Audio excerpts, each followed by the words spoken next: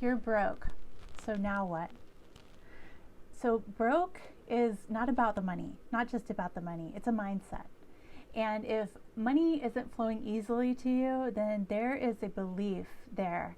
And until you remove that, until you work with that, money's not going to flow easily to you. And when you do find it and remove it and activate your abundance, the money is just going to start pouring in. Why am I talking about money so much all of a sudden? Why is this such a movement? I know that many of us, especially conscious females, are being called to master money right now as part of their growth to awakening. And the downloads are coming in every night. And if you look around, you'll notice that many of us are talking about money and abundance right now.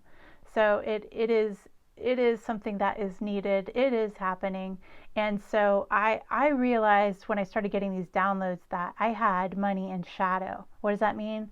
That means I had pushed away money and made it bad. I had demonized it. I had made spirituality is great and wonderful and beautiful. Money, I don't need that. That's bad. I was treating it like somebody I didn't like.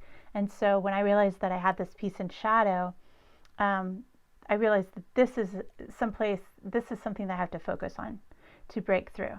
Anytime that we see we're getting triggered in one area, that's generally indicating we have that part in shadow. And the only way to have a breakthrough with that is to bring it into the light and to release the trauma that we have around it, to release the stories that are limiting us, to release the beliefs that we have around that. And so specifically right now, my downloads are a lot about creative energy and freeing up that creative sexual energy and money, survival, security. And so this is where all the focus is going right now. What do you do at this point? What do you do when you realize you're broke and you're out of options? This is a beautiful place to be. And at some point, we all come to this place where we take a leap of faith or we die. So if you're in this place now, I know how it feels. I know how hopeless you can feel and how devastating that this point can be. But I also know that that was the point that changed my life. And I also know that when our backs are against the wall, that's when we find our strength. That's when we find our true power. So there's hope.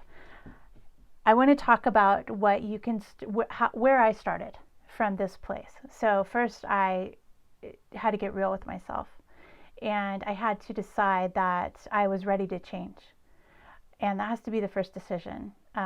Normally when you're about to take that leap of faith, things get a little clearer for you and you're willing to do whatever it takes. You know, I have people coming to me saying, I am at my bottom. I'll do anything. I'll do anything.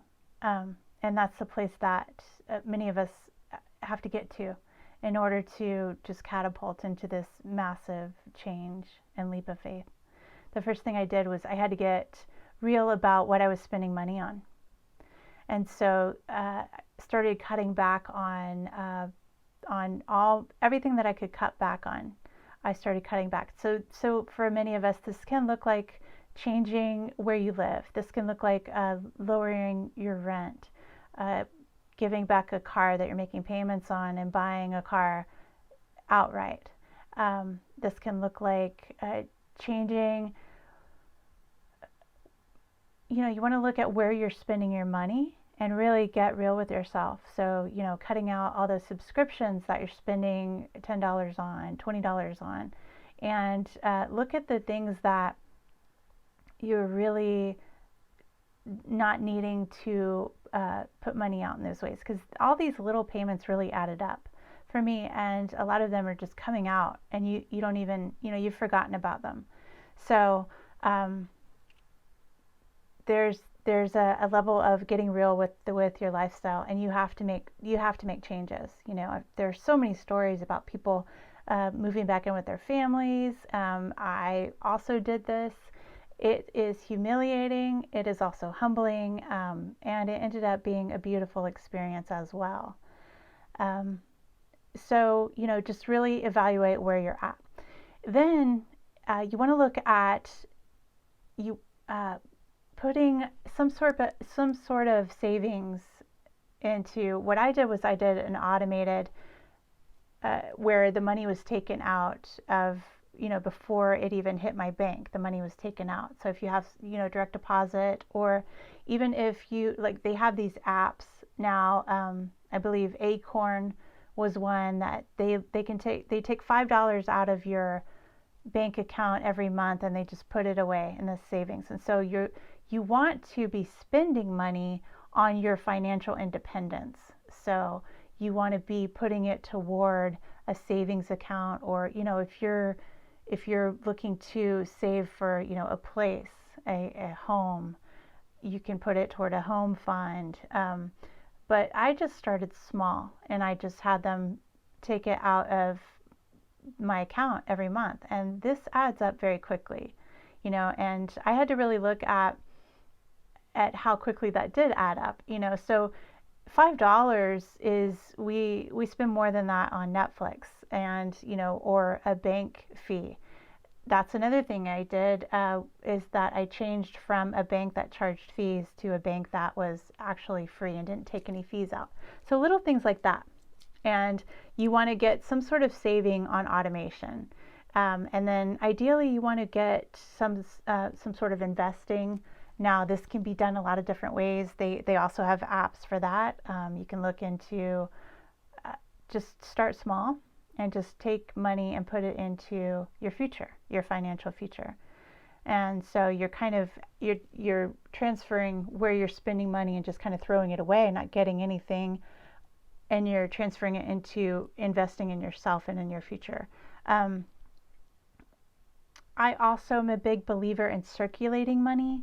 So I also set up a tithe fund, where you're just giving away. It can be 5%, 10%, 15%. This is a really good way to circulate money, but also to feel like you are abundant, even if you're flat broke.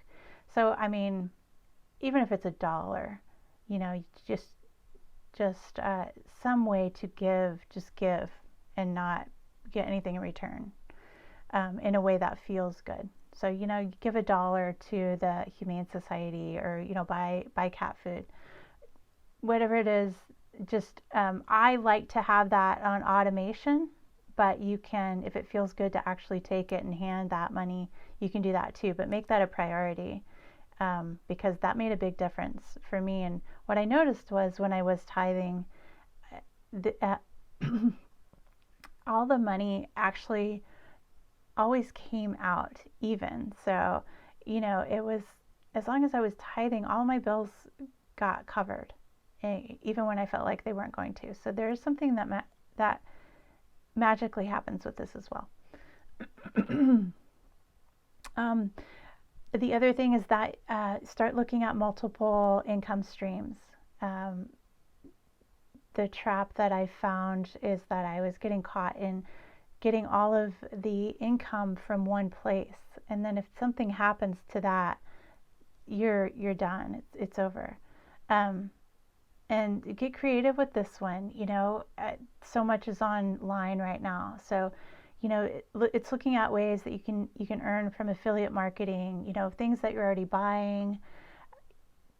If they have an affiliate program, you can join it, and then you tell people about it and you get a kickback from that. Or, just get creative and see what's out there. And there are ways to trade and to invest money, and you can trade by working with experts that already know how to do it, and you just put money in, and then they trade, and then you get a kickback. So there are a lot of different options with this, but even just asking the question, how can I find more income streams, then you'll notice that things will start showing up for you. And if you want to reach out to me, I have ways that I've been doing it as well.